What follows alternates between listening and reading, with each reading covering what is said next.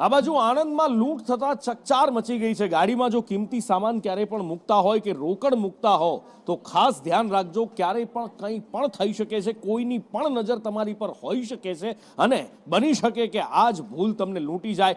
આસોદર ચોકડી પાસે આ લૂંટ થઈ છે કે જેમાં કારનો કાચ તોડી 6 લાખ રૂપિયાની લૂંટ કરવામાં આવી છે। કેટલાક અજાણ્યા ઈસમો હતા કે જે આ લૂંટ કરીને ફરાર થઈ ગયા છે। વધુ માહિતી સાથે ઇરશાદ સૈયદ જોડાયા છે। ઇરશાદ પાસેથી વિગતે જાણીએ। ઇરશાદ, શું માહિતી મળી રહી છે આ કેસમાં? જે આંકલાવનો જે આસોદર ચોકડી છે ત્યાં દુકાન ધરાવતા એક દુકાનદારે પોતાની વેગેનર કારમાં 6 લાખ ઉપરાંતની રકમ એક બેગમાં રાખી હતી। ત્યારે કોઈ બે અજાણ્યા શખ્સો હતા જેઓએ આ કારનો કાચ તોડીને અંદર જ્યાં બેગ લઈને ફરાર થઈ ગયા હતા। હાલ આ પોલીસ ઘટનાને લઈ ઘટના સ્થળ ઉપર પહોંચી ગઈ છે અને આજુબાજુ વિસ્તારના જે સીસીટીવી ફૂટેજ છે તેના આધારે તપાસ હાથ ધરી રહી છે અને જે દુકાનદાર છે તે આંકલાવ પોલીસ મથકે પોલીસ ફરિયાદ માટે પહોંચ્યા છે। જી।